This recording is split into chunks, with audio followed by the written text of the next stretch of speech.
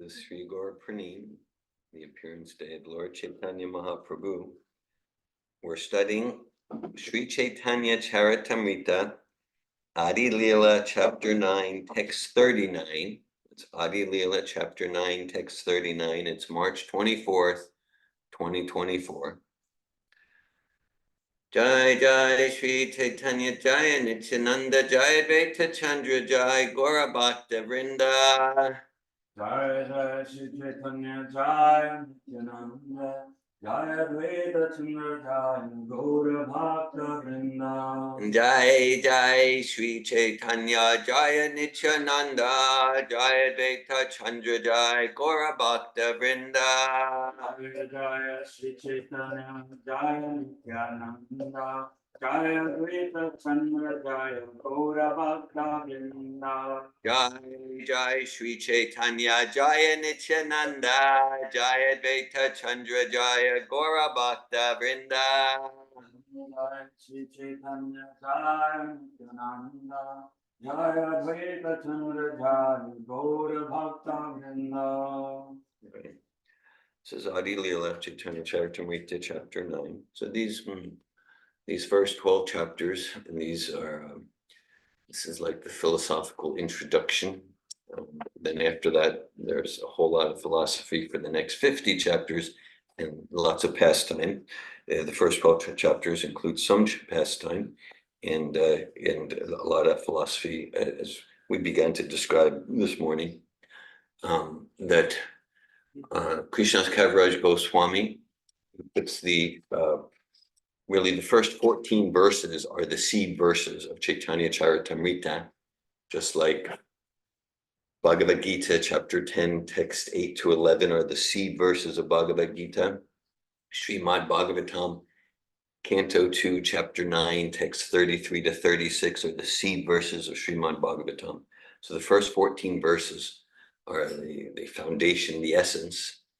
And then the next 3 verses are he's invoking the blessings of the 3 prime deities of Vrindavan. And the next verse, verse 18 of chapter 1, is what we just recited. Jai Jai Sri Chaitanya Jai Nityananda Jai Advaita Chandra Jai Gaura Bhakta Vrinda. And so then the first 12 chapters expand on those first 14 verses, and then the rest of Chaitanya Charitamrita continues to expand on that with philosophy and pastime. So to continue to invoke auspiciousness on this special day, we'll recite some of those verses from the invocation, the seed verses of Chaitanya Charitamrita. Bande Shri Krishna Chaitanya Nityananda Sahodidal Gaurudaya Pushpavadal Chitral Sandal Tamonudal.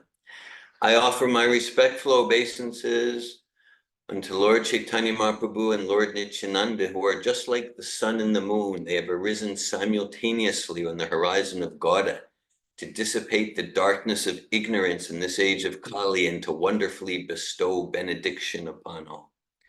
Panchatattvatmakam Krishnam Bhakta Rupa Svarupakam Bhaktavataram Bhaktakyam Namami Bhakta Shaktikam. Jayatam Suratel Pangor Mamamanda Mater Gati Matsarasva Padambo Jal Radhamadana Mohanao. Glory to the all-merciful Radhan Madhan Mohan.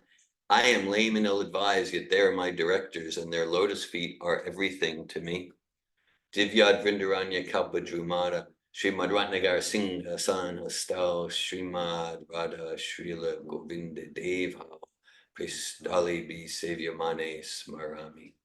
In a temple of jewels, in a forest of Vrindavan, beneath a desire tree, Sri Sri Radha and Govinda sit upon an effulgent throne, served by their most confidential associates.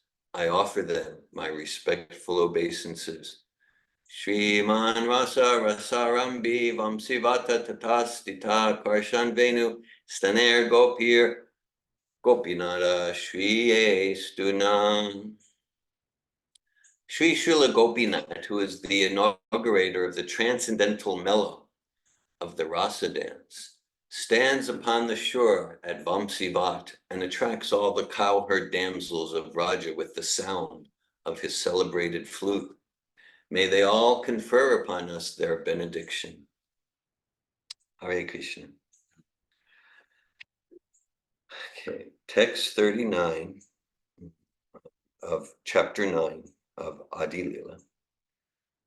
Ataeva Saba Pala Deha Yare Tare Kalya Hauk Loka Ajara Amare Ataeva Sabapala Deha Yare Tare Kaiyaha Ukloka Ajara Amare Ataeva Sabapala Deha Yare Tare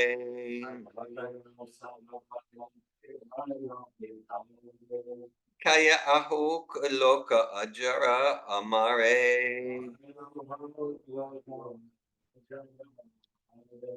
Ataeva Sabapala Deha Yare Tare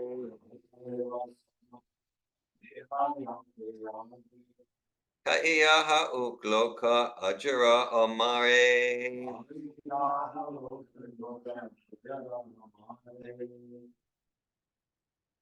Ataeva Sabapala Deha Yare Tare Ataeva Sabapala Deha Yare Tare Ayaha Ukaloka Ajara Amare Kaiyaha Ukloka Ajara Amare Ataeva Sabapala Deha Yare Tare Ataeva Sabapala Deha Yare Tare Ayaha Ukaloka Ajara Samare Kaiyaha Ukloka Ajara Amare. Would anyone else like to chant the verse, either in person or online? Okay, we'll go to the word meanings. Ataeva, Ataeva therefore, Therefore Saba, all, Pala, fruits, Deha, distribute, Yare Tare, to everyone and anyone. Kaiya, eating, Hauk, let them become. Loka, all people. Ajara, without old age. Amare, without death. Translation. So this is Lord Caitanya speaking. Really, he's doing like a soliloquy, a monologue to himself. And this is Krishna's Kaviraj's vision and realization about that.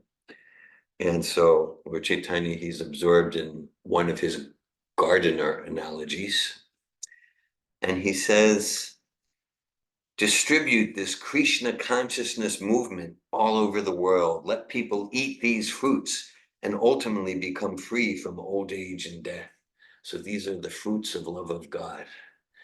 And he's the trunk of the tree. And these are the fruits of love of God. And he's saying, I can't eat them all. We need to distribute them.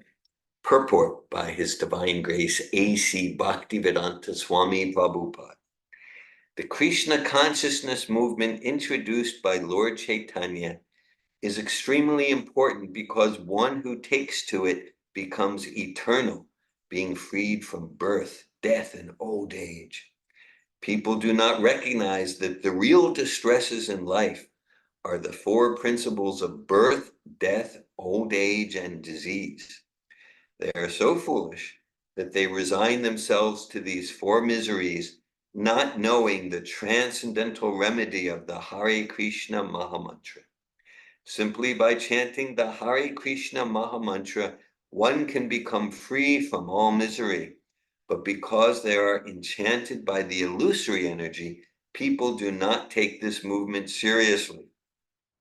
Therefore, those who are actually servants of Sri Caitanya Mahaprabhu must seriously distribute this movement all over the world to render the greatest benefit to human society. Of course, animals and other lower species are not capable of understanding this movement, but if even a small number of living beings take it seriously, by their chanting loudly, all living entities, including even trees, animals, and other lower species, will be benefited. When Sri Chaitanya Mahaprabhu inquired from Haridas Thakur how he was to benefit living entities other than humans, Srila Haridas Thakur replied that the Hare Krishna Mahamantra is so potent that if it is chanted loudly, everyone will benefit, including the lower species of life. Om Gyanatimirandasya Gyananjana Shalakaya Chakshuranmilitam Yena Tasmai Shri Gurave Namaha Shri Chaitanya Manobishtam Stapitam Yena Bhutale Svayamupa Kadamayam Darati Svapadantikum Vandeham Shri Guru Shri Yuta Padakamalam Shri Gurun Vaishnavamscha Shri Rupam Sagrajatam Saganaraganatam Vitam Tam Sajivam Sadvaitam Savadutam Parijana Sahitan Krishna Chaitanya Devam Shri Radha Krishna Padan Sagana Lalita Shri Vishakan Vitamscha Hey Krishna Karuna Sindhu Dinabandhu Jagat Pite Gopisha Gopika Kanta Radha Kanta Namostute Tapta Kanchana Gaurange Radhe Vrindavaneshware Vrishabhanu Sute Devi Pranamami Hari Priye Vansha Kalpata Yubhyascha Kripa Sindhubhya Evacha Patitanan Pavanebhyo Vaishnavebhyo Namo Namaha Jai Sri Krishna Chaitanya Prabhu Nityananda Sri Advaita Gadadara Sri Vasari Gaura Bhaktivinoda Hare Krishna Krishna Krishna Hare Hare Hare Rama Rama Hare Hare Nama Om Vishnu Padaya Krishna Prastaya Bhutale Srimate Bhaktivedanta Swami Niti Namine Namaste Sarasvati Deve Gauravani Pacharine Nirvishesha Shunyavadi Aschatya Desha Tarini. Sri Chaitanya Charitamrita, Adi-lila, Chapter 9, Text 39. Ataeva Sabapala Dehayare Tare Kaya Hauk Loka Ajara Amare. Lord Chaitanya speaking. Distribute this Krishna consciousness movement all over the world. Let people eat these fruits and ultimately become free from old age and death. Okay. So today's the appearance day of Lord Chaitanya called Gaura Pranim. Gaura means golden. Pranim means the full moon. So it's the golden full moon that signifies the appearance of the golden avatar. And so here, so we can feel the compassion. So he's Prahlad Maharaj described the devotee heart as paradukkha dukhi, paradukkha dukhi, and means feeling pain at the pain of others, suffering at the suffering of others. So that's the Vaishnava heart, not like it's your karma, like that. I mean, there's philosophy. We want to be so this. Bhakti Yoga, in the line of Lord Chaitanya, the line of Srila Prabhupada. It is rigorously philosophical and simultaneously relentlessly emotional and devotional simultaneously. And Krishnas Kaviraj Goswami says in Chaitanya Charitamrita, you like philosophy and argument? Apply your capacity for philosophy and argument to the teachings of Lord Chaitanya. You'll find it strikingly wonderful. You find it such mercy there that nothing will satisfy the intellect more. And then at the same time, heartfelt bhakti. It's about giving our full heart and soul, not being intellectually aloof. So paradukkha dukkhi. So that's what we feel here, feeling pain at the pain of others. I remember there's one lecture, and that I heard, and Srila Prabhupada was talking about this mentality of a devotee, paradukkha dukkhi, feeling someone else's suffering and misery as one's own. And and Prabhupada said that's spiritual consciousness. And he said material life, material consciousness is parasukha dukkhi. That when you're suffering, I feel happiness. And when you're happy, I'm very upset. I'm very sad. And then Prabhupada said, of course we don't say that. Just very, very subtle and humorous. And like there's a lot of like pain behind that. So Prabhupada said, of course we don't say that. Like, of course we don't say I'm happy that you're suffering and not doing well. But he said, that's the envy of material consciousness. Right? That's that material consciousness, jivo jivasya jivanam. Material consciousness, material world means the place where one living entity is the food for another. Okay, you can see it. Just imagine if like there's travel brochures to try to entice people, come to Paris, come to Rome, come to Bombay or Mumbai, like that. Travel brochures. Imagine a travel, come to the material world where one living entity is food for another. That's this play. Whoa. Yeah, I can't resist that. So that's it. I remember when I was in PhD program, like 27 years ago, I had one professor in social science research. His name was Dave Smith, and he was describing academia. He would always describe academia as a food chain. The professors, and like if you're like an associate professor, like you need to be careful. You're just going to be eaten up. And if you're an editor of a journal, then you have this place on the food chain. So to the extent we're in material consciousness, everyone's like that, and we're like that. But the devotional heart, that's exemplified here by Prahlad Maharaj, by Lord Caitanya, that we're feeling one's suffering as our own. So like, okay, I mentioned Prahlad Maharaj, so another important text from Prahlad Maharaj aligned here. So Lord Nrsingadev, he asked Prahlad Maharaj, yes, yeah, what can I, what can I give you? How can I reciprocate with your devotion? Like that. And Prahlad Maharaj, he was like kind of insulted. He was like, I don't do service for you. It's not like a business. It's not like a business. I don't want or need anything from me. All I want is just give me the opportunity to serve my spiritual master, Narada Muni. Right? Prahlad Maharaj, he heard from Narada Muni when he was in the womb. And Narada Muni spoke to him. He was in the womb of his mother. It's a whole pastime in the 7th canto. Okay.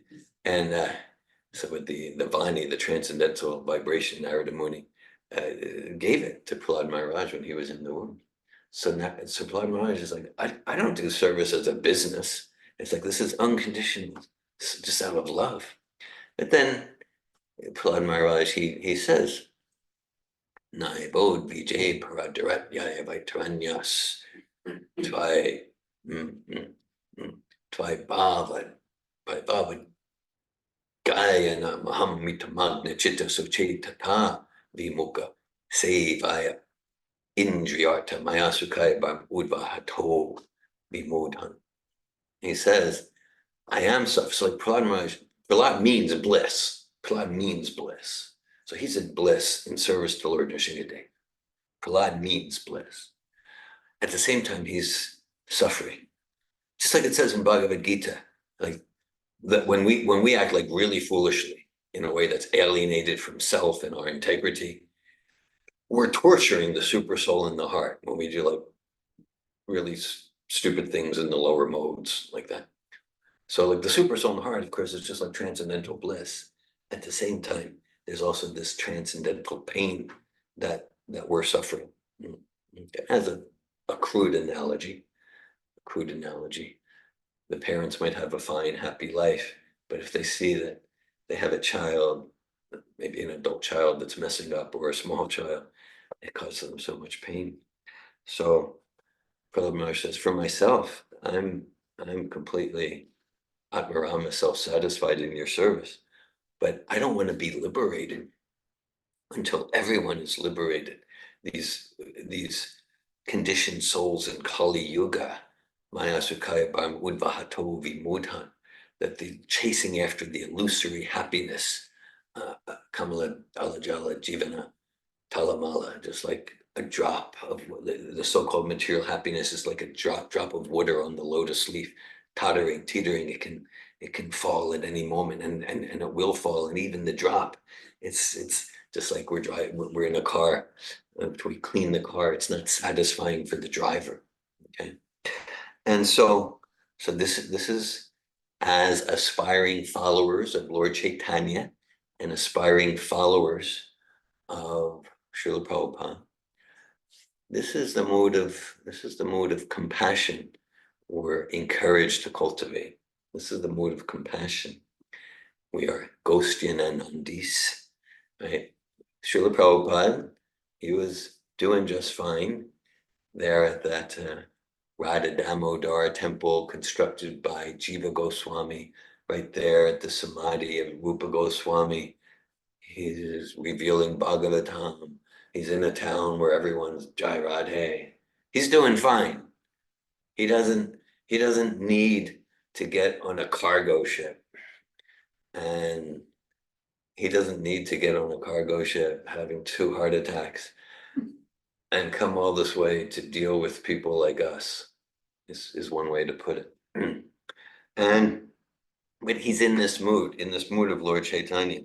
Let people eat these fruits. He wants to share these fruits, not miserly, not being a miser. And so it's described about, Lord Chaitanya describes Pritiviti Achayata Nagaradigram Sarvatra Patra Hoive Moranam, that this Krishna consciousness movement, so he's speaking this 500 years ago, this is destined to spread Pritiviti Achayata Nagaradigram to every gram, every town and village and city on the planet. And actually, many, as time went on, many assumed, like, well, yeah, of course it means, like, in India, everywhere in India. But then you can see in the line of Bhakti Vinod, Bhakti Siddhanta, Srila Prabhupada, no, it doesn't just mean India. It means this remote corner of the world. Srila Prabhupada, he gave a talk at the Plaza of the Americas, University of Florida, and somehow he specifically used that term to refer to Gainesville, this remote corner of the world. And I can say, because, we kind of, what's that? It feels special to be called out. Yeah, right. Yeah, right. Well, we kind of assume, I mean, this is the center of the universe. It's the home of the gators. So Papa just like, yeah, this remote corner of the world, so far from Mayapur, like that. So this is for everywhere and for everyone. So this incarnation of Lord Chaitanya, this isn't actually, I was having a talk with Ramachandra and Mina the other night. We had a Kabbalat Shabbat on Friday it was Hari Gopal's first ever Kabbalat Shabbat. Mazel Tov, yes. And so and we've had a few since they've arrived, a few here and a few there. So we're talking about, like, and so Mina was seriously inquiring about Lord Chaitanya. She was very, like, who is he? Like, how do we know he's an incarnation? Very good, very intelligent questions. How do we know? It's like, I mean, like, there's Shabbatai Tzvi. You probably never heard of Shabbatai Tzvi. Mina would have heard of Shabbatai Tzvi. So he's like, like the Jews are waiting for the Messiah. Some say they missed the boat. That was Jesus. Hello. But We're not going to go there. That's a class for another time. So there was some around the 1600s, someone named Shabbatai Tzvi. He became a false messiah, but he got a following amongst a lot of Jews. So he was like a false messiah. And just like Prabhupada talks a lot, there's so many, we don't need to say, there's so much cheating going on in the name of guru, messiah, avatar, incarnation, yogi, swami. There's just so much cheating going on, and people are getting fooled and misled. So that's sad. So for Prahlad Maharaj has a verse. Now, we're not talking like a few hundred years ago or even a few thousand. It's like hundreds of thousands, maybe millions of years ago. Prahlad Maharaj predicts the appearance of Lord Chaitanya. Karabhajana. What did Prahlad Maharaj say? Sorry. Go on. Yeah, please. Sorry to interrupt. Yeah. You said Prahlad Maharaj Yeah. predicted Lord Chaitanya? Yeah. Okay, I never like thought that before. Sorry to Yeah. interrupt. No, it's good. And it's a verse. The verse is Tir Yag. Maybe there's some Pandit here, but I don't have. Yeah, it's in the 7th canto, same chapter 9, and then Prahlad Maharaj predicts. Prabhupada quotes that verse a lot, and that's the thing. Because like even like you've been around for like a decade now, but like Prahlad Maharaj predicts Lord Chaitanya, so it's like shocking because he was like millions of years ago, but he predicts Lord Chaitanya, and then at this also millions of years ago, Karabhajana. One of the Nava Yogendras, one of the yogis, he's speaking he's speaking to Nimi Maharaj. He's speaking to Nimi Maharaj, and he says, Krishna Varnam Trisha Krishnam Sango Pangastra Parshadam Yege Sankirtana Prayer Yajantihi Sumed Asaha. So that's also from thousands of years ago. So this is one of the 9 Yogendras, Hare Krishna, Hare Bol. And so he talks about in Kali Yuga. Who? Which one? Well, this is from the Bhagavatam, 11th canto. And spoken thousands of years ago to Maharaj Nemi from one of the 9 Yogendras. So they're sons of Rishabhadev. Okay. So Lord Rishabhadev, he's prominent in the 5th canto. Prabhupada quotes him a lot. And he has 100 sons. 9 of them are called the Yogendras, and they're very prominent in the 11th canto. And they say, and this is like if anyone's into memorizing Bhagavatam verses, if anyone's into memorizing Bhagavatam verses, this is a great one. Krishna Varna, Trisha Krishnam, Sango Pangashta Parshadam, Yet Gaze and Kirtana Prayer Janti Sumedasa. So it describes that Krishna will appear in the Kali Yuga in a non-blackish form, a form that will be golden. And what will he do? When he appears in that form? Yagir Sankirtana Prayer. So he'll do Sankirtan, just like Lord Chaitanya and his associates. That's in the Bhagavatam. That statement is like all that. That's a prediction by the Yogendras. Mm-hmm. Yeah, correct. Yeah, Yagye Sankirtana Prayer. That's the Yagi of the age. They'll do, and then it goes on, and this can be a little encouraging. Yagye Sankirtana Prayer, Yajanti Sumedasa, and then the Bhagavatam verse goes on to say, and those members, those residents of the Kali Yuga who are particularly highly intelligent, they'll do kirtan. Haribo. So, because we can see like, the devotees, they're the really intelligent ones, and that's true.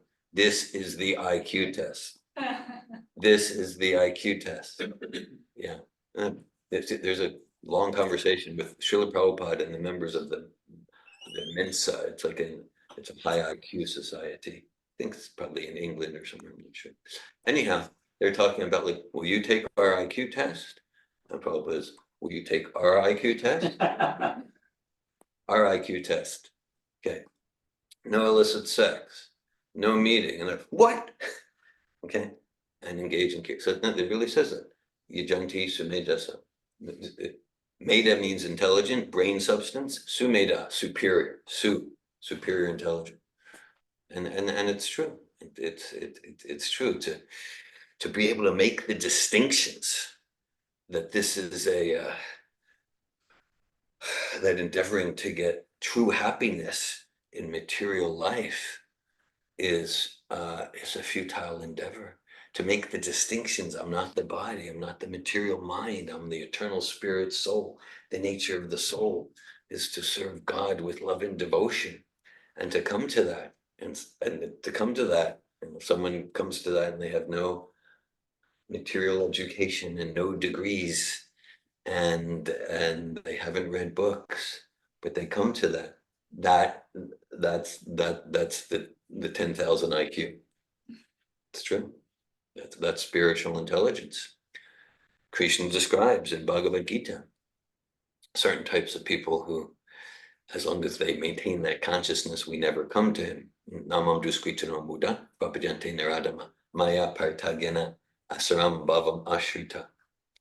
That certain types of people, and one of those types, yes, one of those types is the maya paritagyana. Hare Krishna.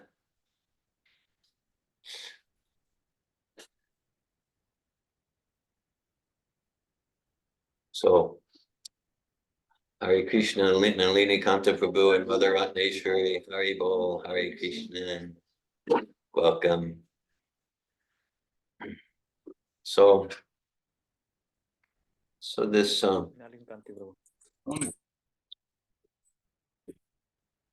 Maya Paritagyana, it means one whose knowledge is stolen by illusion. One whose knowledge is stolen by illusion. Maybe someone can have lots of letters next to their name and be very, very educated, very educated. At the same time, their conclusions are completely foolish, completely an illusion. So I feel safe to say that the vast majority of what goes in the name of academia, philosophy in this age is in that category. So Lord Caitanya, his appearance and activities are predicted. I just gave two examples from Srimad Bhagavatam. Mahabharata predicts Lord Chaitanya's appearance. The predictions are all over the place. An example of that in the Adi-lila of Caitanya Charitamrita. Well, I'll look more into the Adi-lila chapter 6. Describes fascinating pastimes, philosophical exchanges between Lord Caitanya and Sarvabhauma Bhattacharya. Sarvabhauma Bhattacharya was his brother-in-law or son-in-law, Gopinath, getting the names. Gopinath Acharya, thank you. Son-in-law, yeah, thank you. His son-in-law was completely understood who Lord Caitanya is. He was the father of Lord Caitanya. Sarvabhauma Bhattacharya, he was the greatest scholar of the age. He was the greatest scholar. And so he knew all these verses. He knew all these verses. He knew all of them. But his knowledge was stolen by illusion. And there was one conversation with his son-in-law, Gopinath Acharya. And his son-in-law says, like, yeah, you're such a big scholar, and you're missing it. Because Lord Caitanya appeared in Jagannath Puri. And Sarvabhauma Bhattacharya was very fatherly. He was 2 generations elderly to Lord Caitanya. And Lord Caitanya came to the temple of Lord Jagannath, and he completely fainted in ecstasy. And some of the assistants in the temple, they wanted to kick him out and get this crazy person or this faker. But Sarvabhauma Bhattacharya, he was very learned in the bhakti scriptures. So he could understand, no, this isn't This isn't like faking, or he wants to appear that he's really spiritual, because he could tell by the breathing, by the pulse. No, this is like a transcendental ecstasy. So he understood about bhakti, but still, beyond bhakti is the great oneness, and like that, his knowledge was stolen by illusion. So Gopinath Acharya was saying, this is Sri Chaitanya Mahaprabhu predicted in the Bhagavatam, predicted in the scriptures. But Sarvabhauma, no, it's not that, it's like that. So like he just wasn't, he wasn't getting it. And then they engage in conversations. It's one of the main philosophical conversations. There are 5 major philosophical conversations in Chaitanya Charitamrita. There's with Sarvabhauma Bhattacharya, Ramananda Roy, and Rupa Goswami and Sanatana Goswami, and then the 5th is with the sannyasi who was Prakshananda Sarasvati and his 60,000 disciples. So Lord Chaitanya, in one conversation, he transformed 60,000 hardcore Mayavad sannyasis. So he encourages us to not to try to imitate that, but to follow the example, to become so strong that we become touchstones for bhakti transformation, so strong in our habits, our consciousness, and our capacity to make philosophical distinctions. So Sarvabhauma Bhattacharya, he speaks with Lord Chaitanya, and actually there's a letter from Srila Prabhupada to Balavanta Prabhu, William Ogle, December 1972. And in December 1972, Balavanti, for those, somebody, he's a well-known lawyer in North Florida and leader in the devotional community. And so he, at that time, under Prabhupada's guidance, Balavanta William Ogle, he had started a political party called In God We Trust. I think he was running for mayor of Atlanta, like that. At some point, Srila Prabhupada brought that to a close. Welcome, Hare Krishna. Maybe if we can move up, otherwise everyone will be crammed in the back. Thank you. Hare Krishna, Hare Hare Bol. Welcome.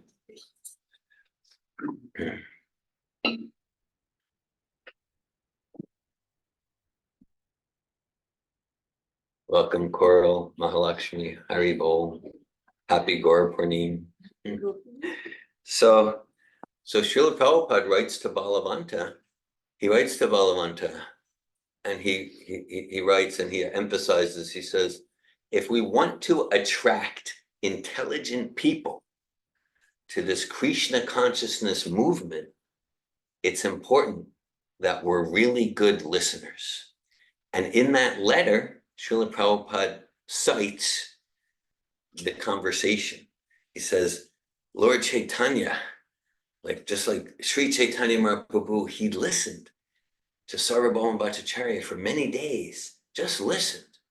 He said, even though Sarvabhauma Bhattacharya was speaking nonsense, but he listened. As the saying goes, people don't care what you know till they know that you care. And so after Sarvabhauma Bhattacharya got, wow, you really listened to me. And as Prabhupada says, particularly if we want to attract intelligent people to bhakti yoga, we need to be really expert listeners. There's many letters like that. I'm citing just one. And so after several days, Sarvabhauma Bhattacharya, he says, well, Sri Chaitanya Mahaprabhu, you've listened to me, but I'm wondering what you're thinking. What's your point of view? So Lord Chaitanya is like, well, since you ask. And then he presented the bhakti conclusion. But that's it. So Sarvabhauma, because it meant at first, like, you can get into conflict. No, it's this way. But he said, no, you really listened. And then he was like hungry and eager. What do you think? oh, well, I have thought about these things, so, okay, since you asked.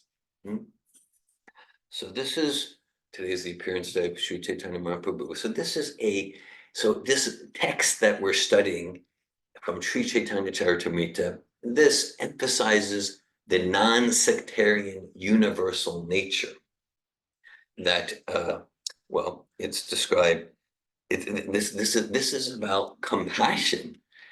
Compassion, well, not just for all people in one part of the world.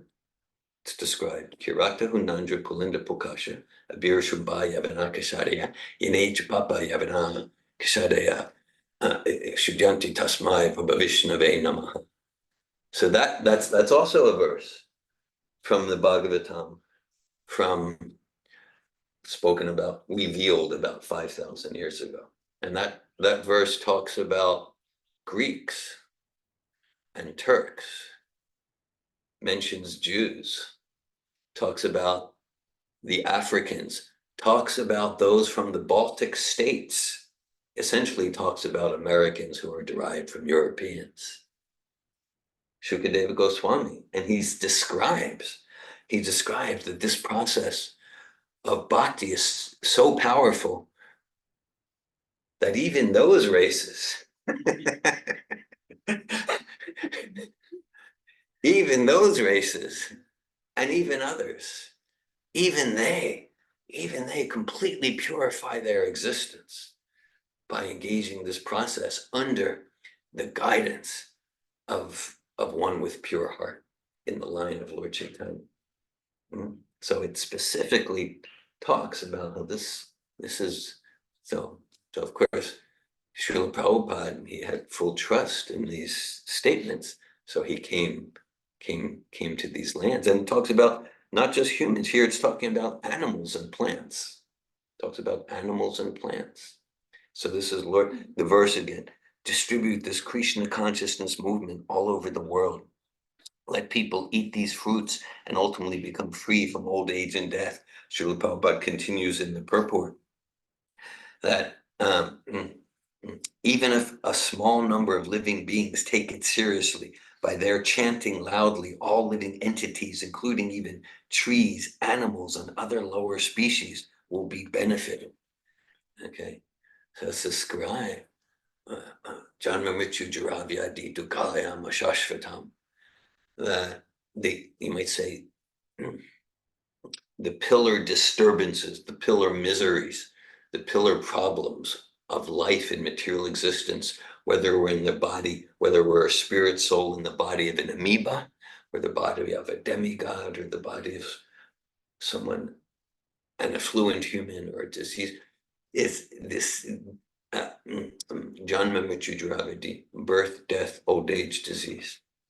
These are the essential problems, and it's actually like this is about encouraging us to wake up that this is actually an embarrassing condition, to be forced to be stuck in a body that's subject to repeated birth, death, the miseries, birth, death. This is like foundational for self-realization. Sanatan Goswami, he's a major character in Chaitanya Charitamrita, and he was like super successful. Srila Sanatan Goswami, so he's pretty much the prime minister of the land, super rich, wealthy, attractive, really, he knew, like, he was fluent in like 6 languages, Persian, Arabic. And then at one point, towards the beginning of his relationship with Sri Chaitanya Mahaprabhu, he approaches Sri Chaitanya and he says, Kayame, Kaneyamaya, Jare Tapatraya.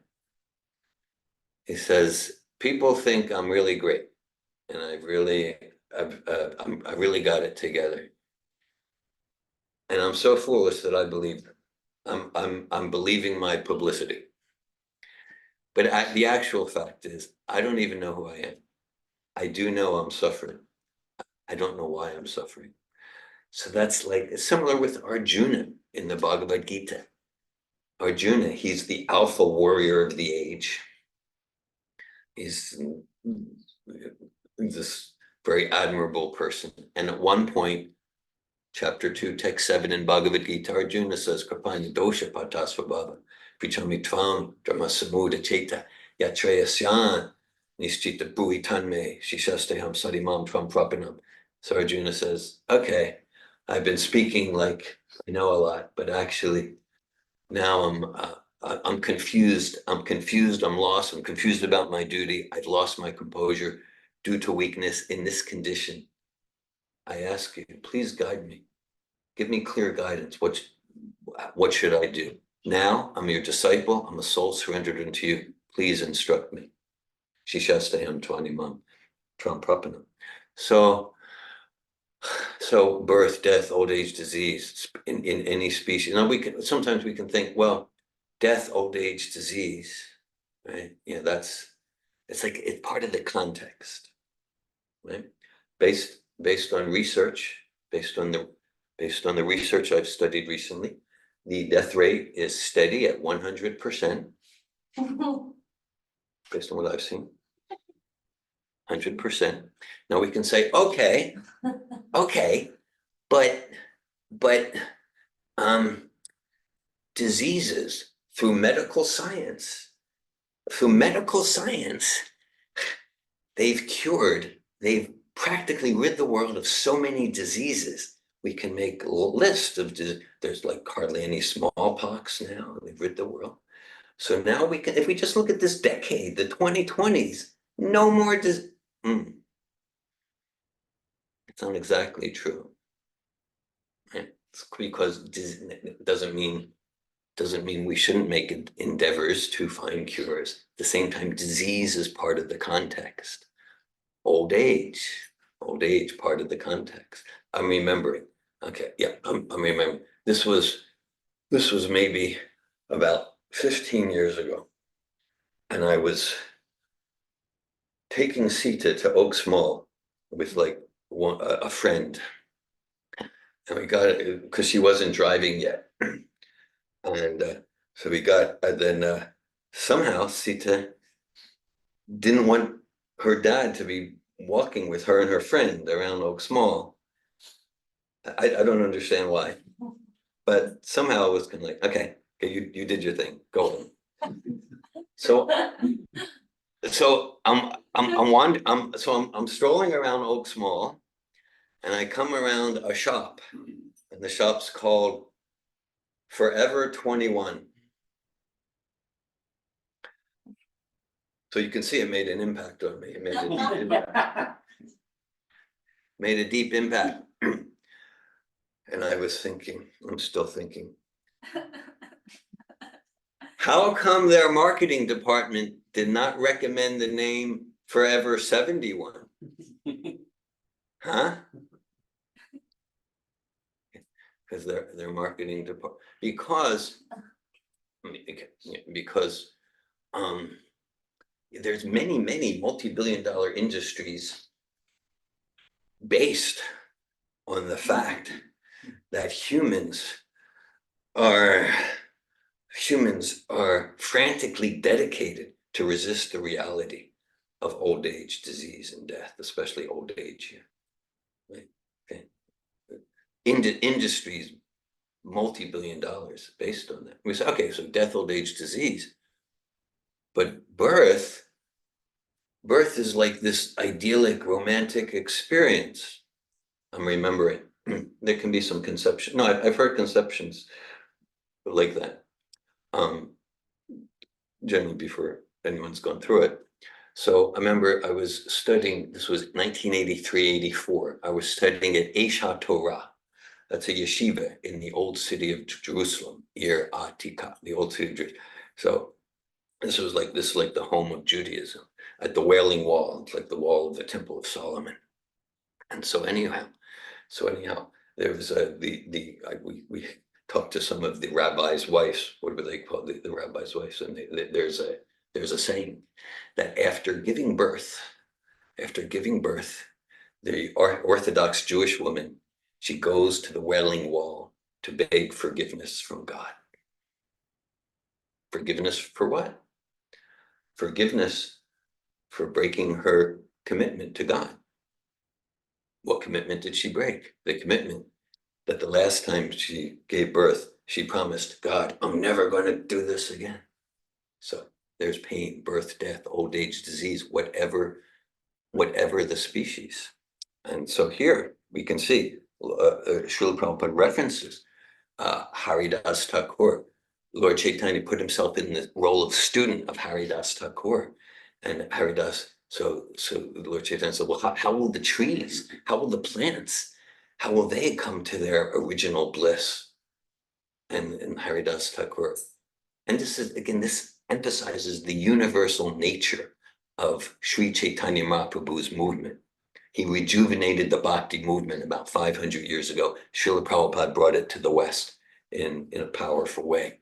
So this is, it's regardless. So Haridas Thakur, he was considered to be from like an off the chart on the low side of the Vedic social system. He was born in a Muslim family, probably a meat eater family.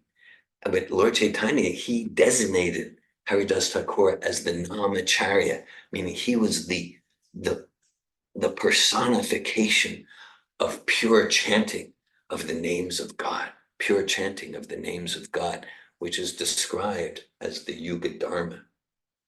I think a few days ago, maybe in one class, we described some, like with Srila Prabhupada, if he'd be in a place, like,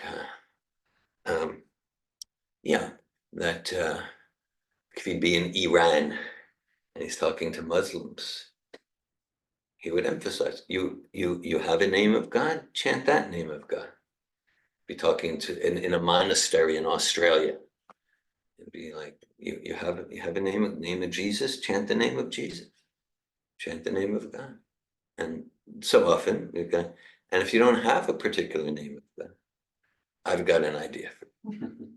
Hare Krishna, Krishna Krishna, Hare Hare, Hare Rama, Rama Rama, Hare Hare.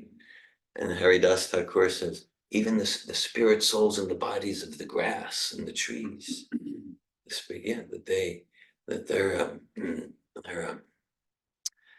they get transcendental benefit.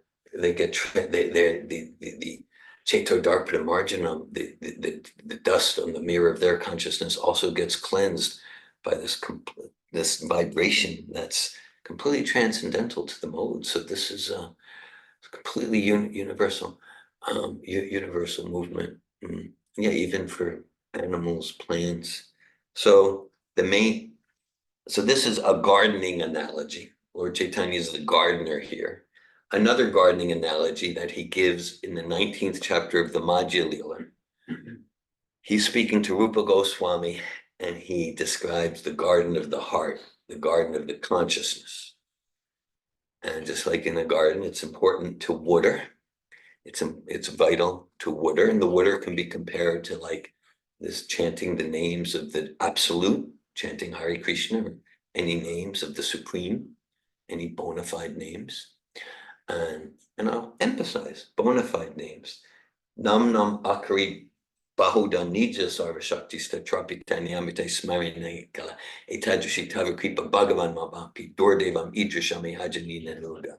Lord Chaitanya saying, God has innumerable names, hundreds and thousands, and they're all invested with full transcendental potency. That doesn't mean we can make up a name. Srila Prabhupada would sometimes say, jokingly, and there's truth and humor, he would say, that doesn't mean that you can chant. For me, God is Coca-Cola, Coca-Cola, Coca-Cola, Coca-Cola. In our Mahamantra experiments, we had some group chant the Mahamantra, some group chant a placebo mantra that they thought was real, and the Mahamantra group, compared to the control group and the sham mantra group, decrease their stress, increase their life satisfaction in a very substantial way. So there's watering, and at the same time, if we water the plants and they have the sunlight and the nutrients, all wonderful. At the same time, if we don't pull the weeds, we're going to water the weeds. So that's an equally important part of the process. to pull the weeds can mean maybe my tendency for self-deception. That points to the importance of surrounding ourselves with caring people who will care enough about us to give honest feedback. Because of course, I might see the weeds in your heart and the weeds in your consciousness. But what you think is a weed, I can see it's actually a pretty flower. So my weeds, of course, are pretty flowers with beautiful fragrance, but others might see, no, David, they're kind of weeds and they're toxic. So weeds of, like we talked earlier, envy, jealousy, deception, laziness, all the weeds in the heart. And so that process goes together. Yes. Okay, I'm going to read this verse again. So this is Sri Caitanya Charitamrita Adi-lila, chapter 9, text 39. Ata eva sabapala deha yare tare kaiyaha ukloka ajara amare. Distribute this Krishna consciousness movement all over the world. Let people eat these fruits and ultimately become free from old age and death. Free from old age and death, right?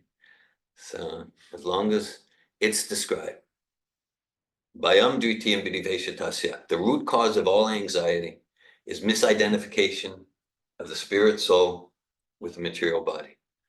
So that, that could be expanded in so many nuances, but to the extent that we're under the illusion that I am this body, that doesn't mean to neglect the body. Just like we want to take care of our car, take care of the vehicle, make sure the tires have the proper pressure and it has gas and it's clean. At the same time, if while driving the car, if I'm thinking I am the car, that's a form of insanity. So as long as we're attached to a bodily conception, then that consciousness will take us to another body and more insecurity and anxiety. The root cause of all anxiety, this is Bhagavatam also, misidentification of the eternal spirit self with the temporary body. So this movement, bhakti, it's an eternal, timeless movement. In one sense, there's no point in history when it began. It's a science of self-realization.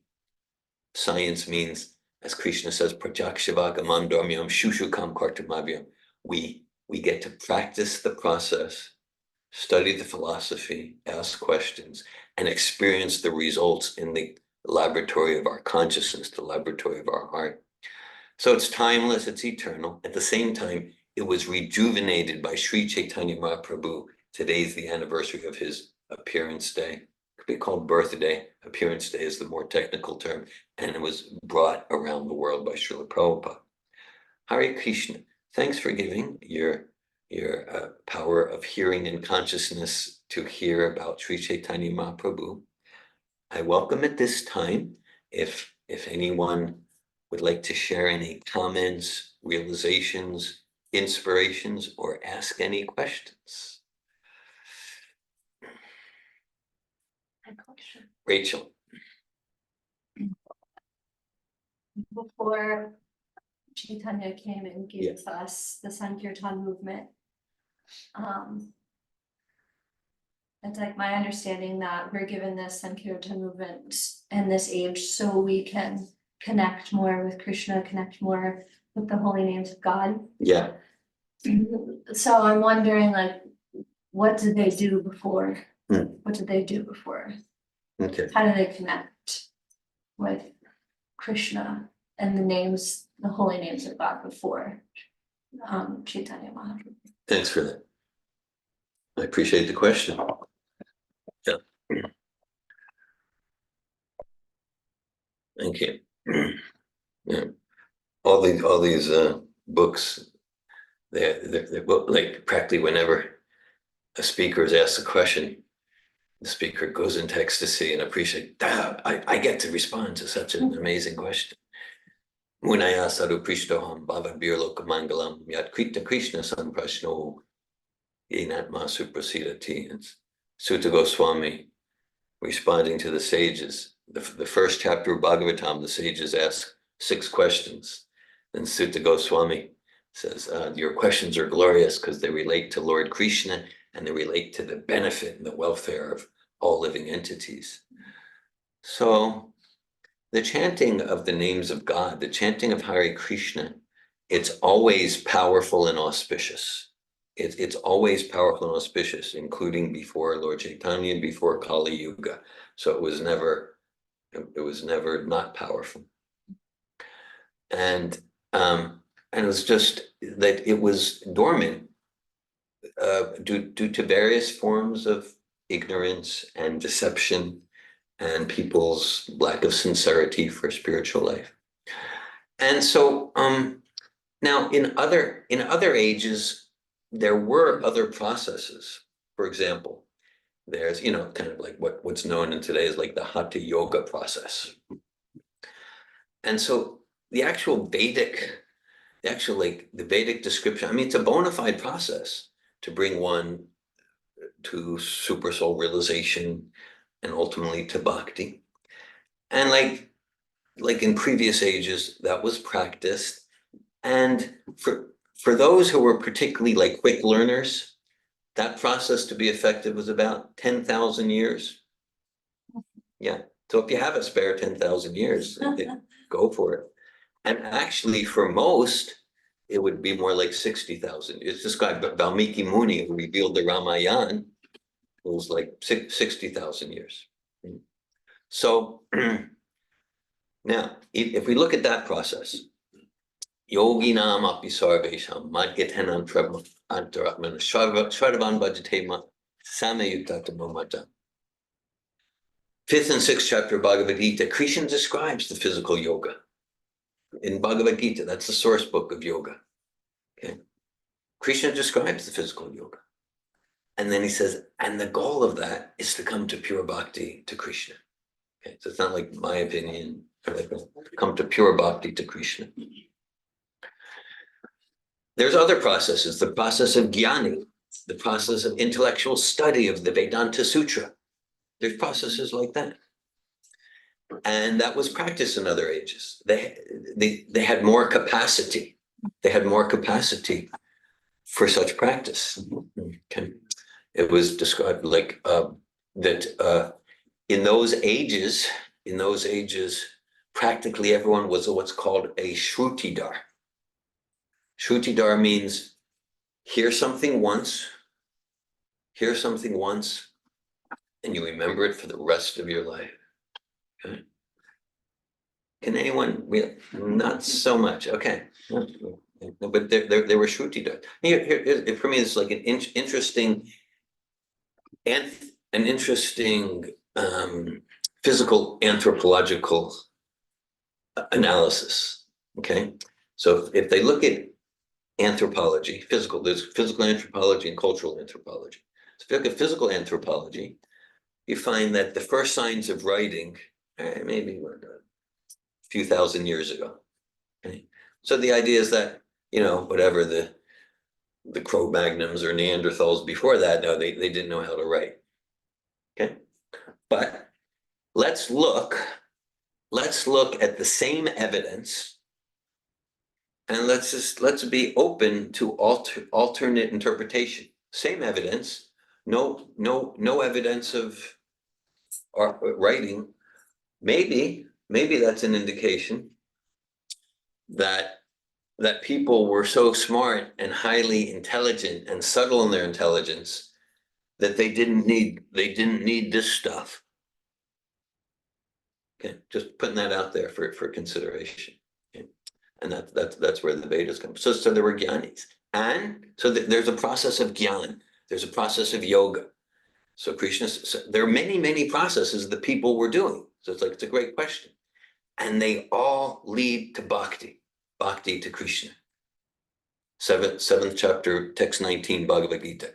Bahunam janmananante gyanavan mam prapadyante vasudeva savam iti samahatma sudurlabha. Krishna says, if one's sincere in the jnana process, if one's sincere in the jnana process, then after many births and deaths, after many births, they'll come to serve me with love and devotion.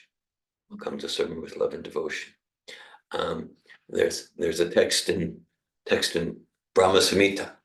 Lord Brahma says, Pantastakoti satasam Brahma Savyamano Vayortapi Manasa Muni Pungavanam Sopyastiyat Prapadasimya Vichinchit Tatve Govinda Mari Purusham Tamaham Bhajami. So what Brahma is saying there is like a sincere yogi. So these are bona fide processes. And what's come down in the name of those processes in the current day is mostly fluff and bluff. But there are rigorous processes. And what Brahma says there is like the yogi, by controlling their breathing and all the asanas, maybe after thousands of years, they'll come to get a glimpse of a glimmer from the radiance of the toe of Krishna. It's literally. And the jnani, after differentiating what is illusion, what is reality, and neti, again, after millions of lifetimes, might get a similar glimpse from the radiance of the toe of Krishna. And then that can move them to let me serve this. Let me serve this. There are other processes too. There's the varnashram. So scribe. Atabu Mirjigashrestas Varnashrama Vibhagasha Sanustasya Dharmasya Samsatir Haritoshanam. That by fulfilling our responsibilities in this world, in our occupation, and in our family, and in our community, and in our nation, all of that, it's not discouraged. It's fully encouraged. It's important. It's something. Same time, like the highest perfection of fulfilling those responsibilities is to please Sri Krishna, the Supreme Personality of Godhead. So there's social systems, there's yoga systems, there's others too, all described, and they all lead to bhakti. And so in other ages, those processes were possible, and they lead to chanting Hare Krishna. In this age, the processes are, I mean, I don't want to paint with too broad a brush, but for the most part, what goes on in the name of those processes is pretty much a joke. It's like they're not even possible anyway. So Sri Caitanya, and represented by Srila Prabhupada, is giving us, in one sense, the simplest, simultaneously the simplest and most sublime process that is the aim of all of the other Vedic processes. Thanks for your question. Hare Krishna.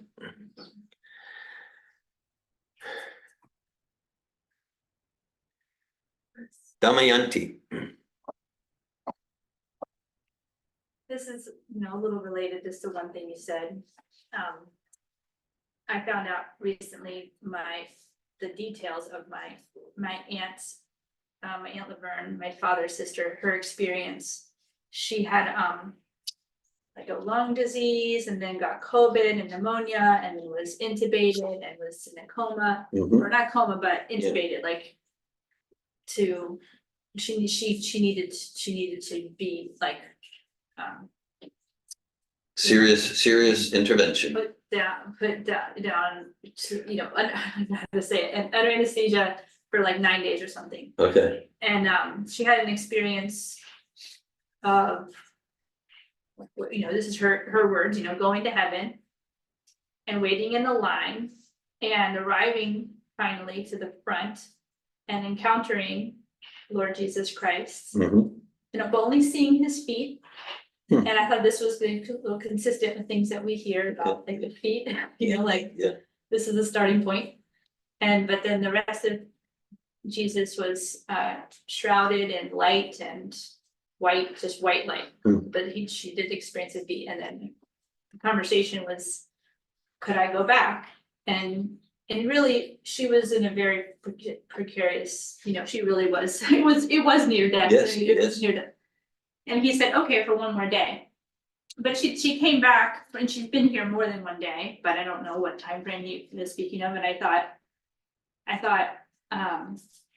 and forgive me, this isn't exactly related to Lord Caitanya, but anyway, it was something he mentioned about the beat. Anyway, I have a question about this. Like, I would guess that the devotees would say, if she encountered Lord Jesus in a dream or in this alternate state, it's real. Yeah. And then I thought, I don't know how rigorous her practice was, and you know, with bhakti, Yeah, I don't really know how rigorous it was. your Aunt Laverne, you're just not sure what her spiritual practice I was. don't know anything about her consciousness or Yeah. what's in her heart, or the practice or Yeah. lifestyle or regulations or anything, really. It just knows she's a good woman and. Yeah. But to encounter Lord Jesus like that, and it just seemed like incredible, and I thought, I just sort of wonder like. How forgiving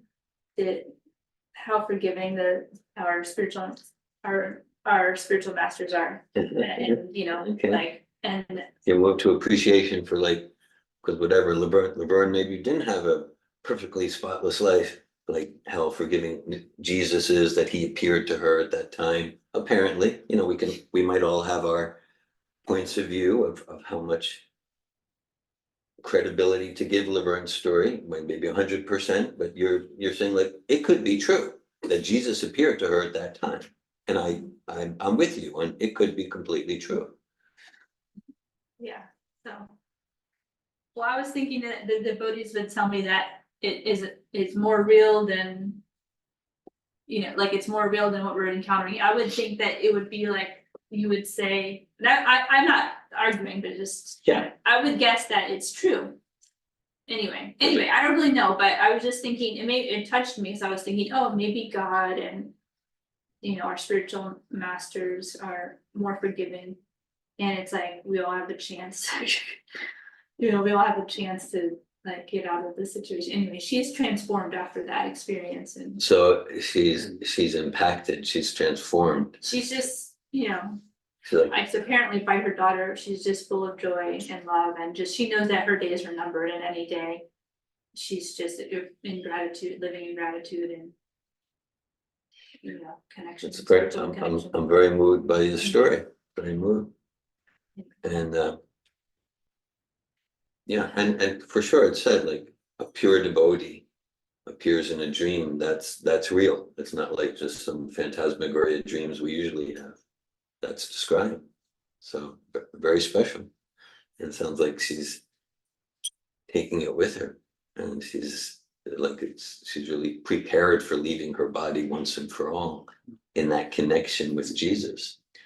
So thanks for sharing that, Damayanti. One thing that comes to me is, in one sense, at a relatively high level of sincerity for devotion, the devotional soul isn't even concerned where I'm going. And in one sense, to become concerned, that's definitely like 100 steps up from just absorption in material sense gratification, and just to be in the oblivion. Because these are distinctively human questions.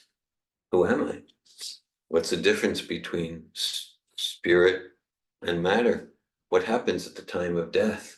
I want to go back to Jesus, back to Godhead. These are very glorious questions. And then, like we sing each morning, Chakudana Dilo Ye, Janme Janme Prabhu say, Divyagan Ride Prokashita. We sing to Prabhupada, the song revealed by Narottam Das Thakur. Right? Like, you are my Lord, birth after birth. I mean, such a consciousness is just kind of like, yeah, well, for sure, I wouldn't expect that I'm going to go to like Goloka Vrindavan or something like that. But birth after birth, just it's like the devotee isn't even interested in advancement. The devotee is interested in service. Mm-hmm. Lord Shiva, right? He's a well-known personality from ancient Vedic scriptures. So Shiva's talking to his consort Parvati, and he says, Narayana prasarve natakashtana bibyati svarga pavarga narakesh yapi tuyarta darshina.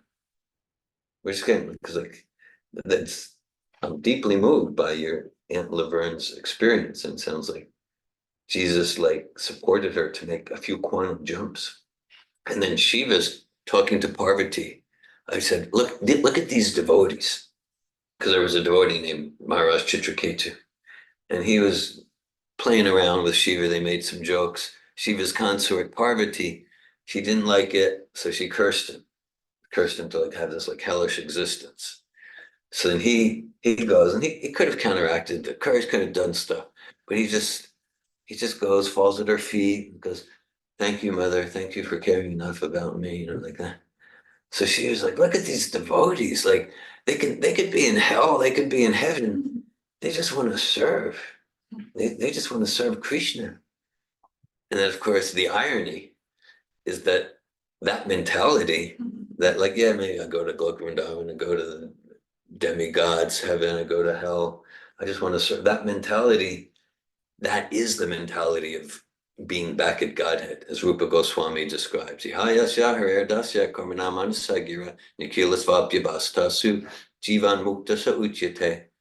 This is bhakti yoga. It's not like be, it's not like be good and then you'll go to heaven. It's like we get to experience the joy and the bliss, heavenly, far beyond heavenly bliss, transcendental bliss in this very body by engaging in bhakti. Srila Prabhupada, in his poems on the Jaladuta, Srila Prabhupada, he writes, I have no knowledge and I have no devotion. So yeah, Srila Prabhupada, he's really feeling that. I have no knowledge and devotion. He's really feeling that. And he goes, I have no hope for liberation from the material world for crores of births. Just like yeah, obviously. Just let me serve your mission, talking to Bhakti Siddhanta. So that's it. So this kind of like this back to Godhead, or the Christian conception, Jewish conception, heaven. So it's like the idea is what does one do there? And so in this Vaikuntha Goloka Vrindavan, there's nothing to do there except serve God purely, without any desire for reciprocation, for monetary reciprocation, or for profit, for adoration or distinction. I actually recently read a definition of success by an author named Tom Wolfe. No relation as far as I know. But Tom Wolfe wrote, "You've achieved the pinnacle of success when you become completely disinterested in compliments, popularity, or money." I like that. It's very Vedic. When you become completely disinterested in profit, adoration, or distinction. Okay.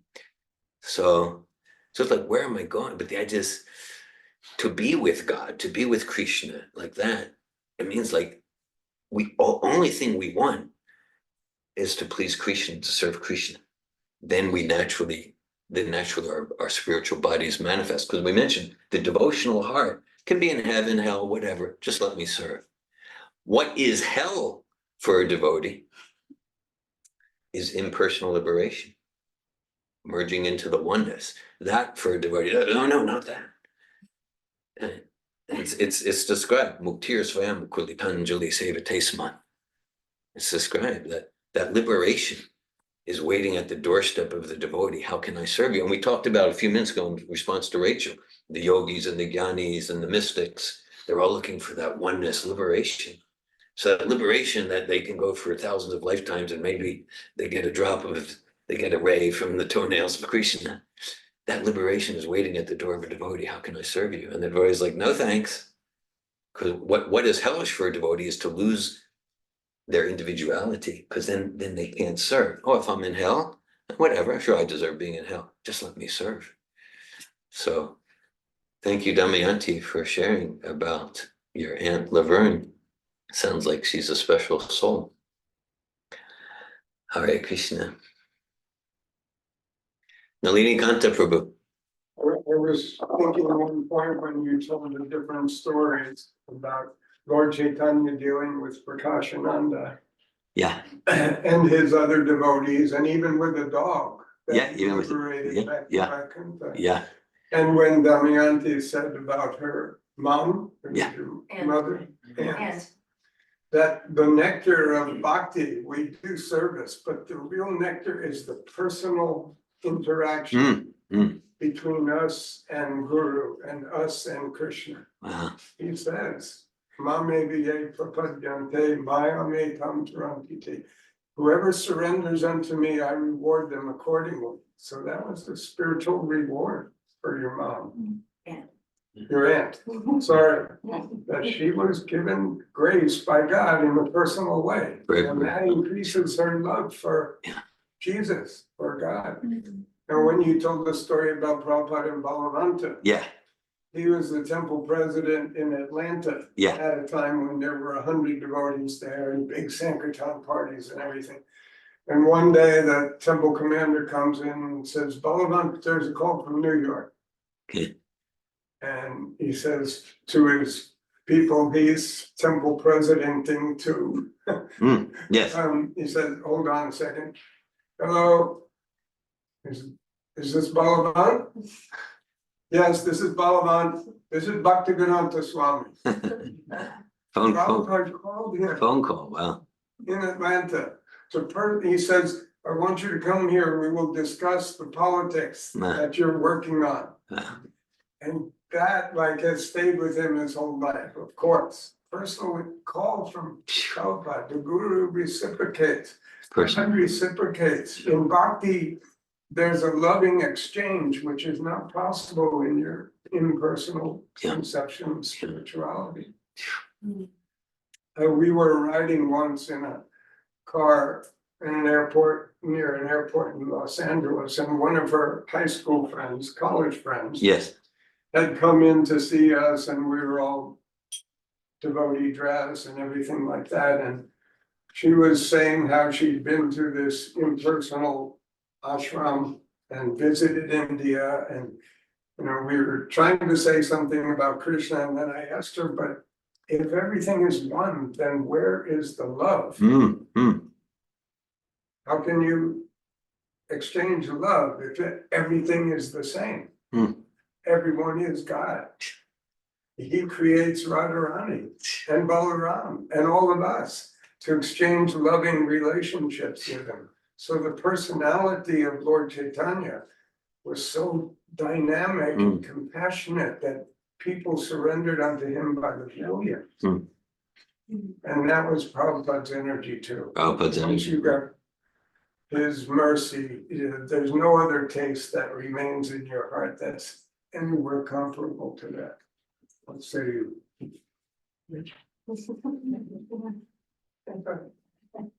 Thank you, Nalini Kanta Prabhu. Thank you for your.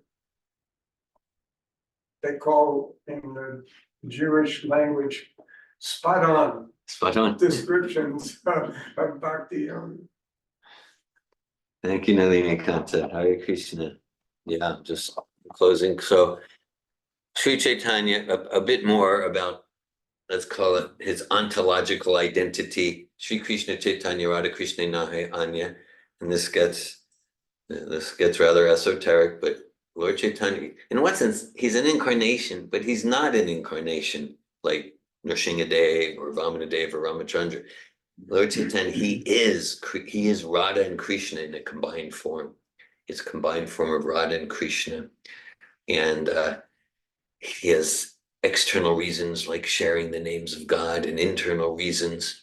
And it's described, I heard this from Garuda Prabhu, and he wrote a dissertation about Gaudiya Vaishnavism in the 90s for Harvard University. But he describes, in Gaudiya Vaishnavism, we don't serve or worship Radharani.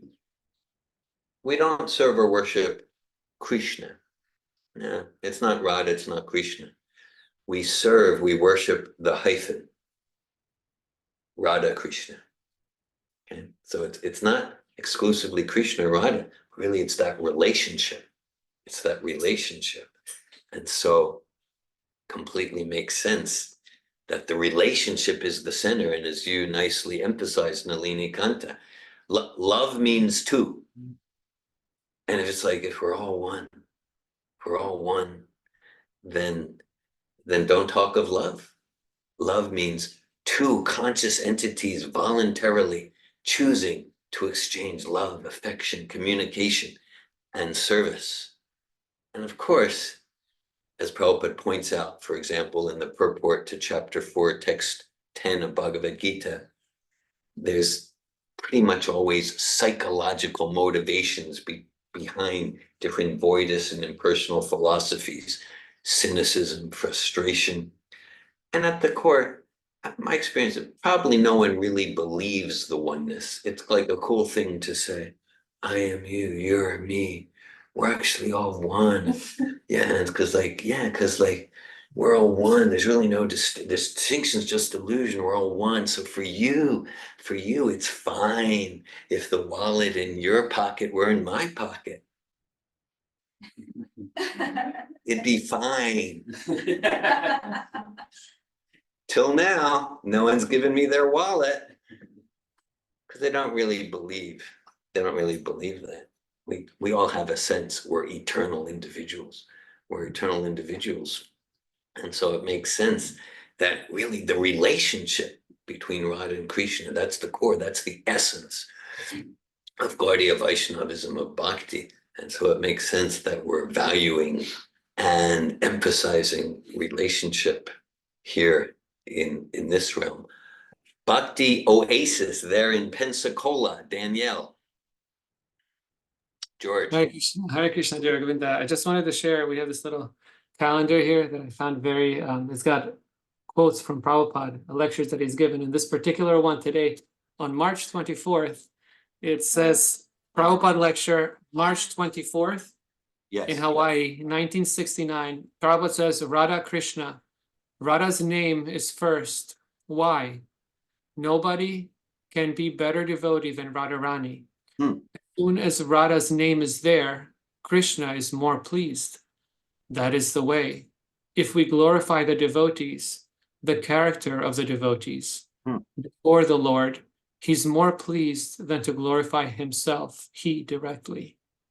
So I thought it was very serendipitous that this is the calendar reading for today's lecture on March 24th. Hare Krishna. Very, yes, thanks for that. 55 years later to the date, and Prabhupada giving that lecture in Hawaii. Srila Prabhupada ki jai, Sri Caitanya Charitamrita ki jai, Sri Gaur Pranim ki jai, Sri Caitanya Mahaprabhu ki jai, Lord Chaitanya ki jai. Hare Krishna, thank you. Namo Vishnu Padaya, Krishna Prastaya Bhutale.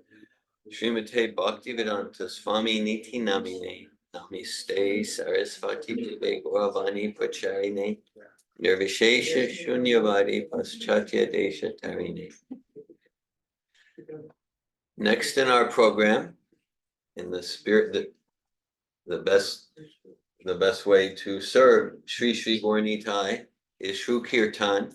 So we'll have Kirtan and then Prasadam.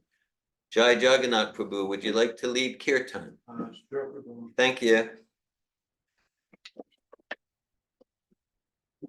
By the way, there are two bathrooms. There's another bathroom if you go at the end of the hall and make a right there. There's two bathrooms.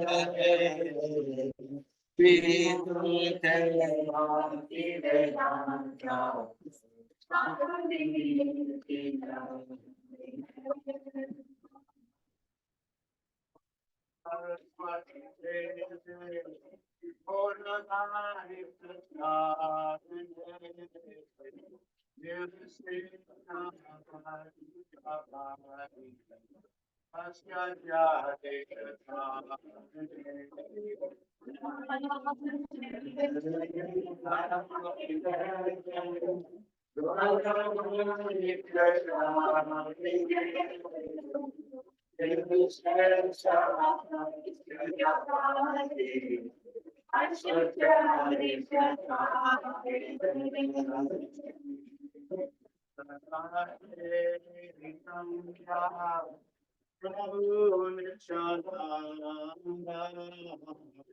Sri Advaita Gadadhara, Gaura Bhakta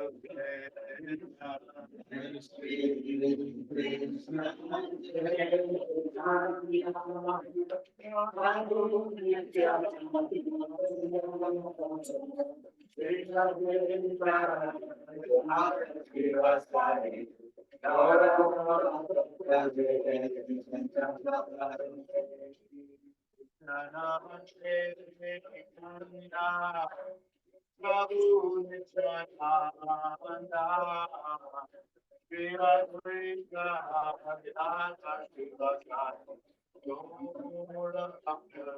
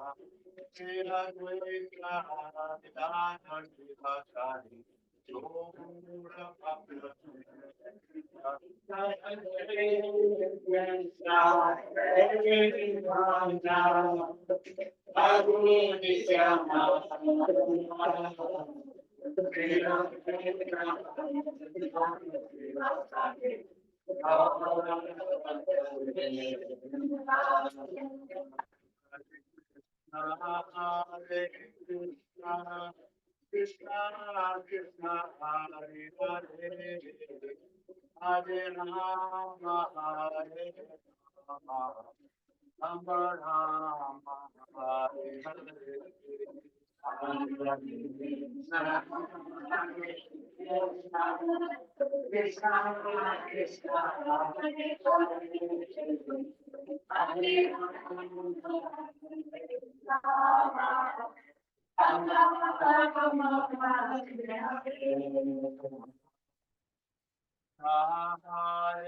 Krishna, Krishna Krishna, Hare Hare, Hare Rama, Hare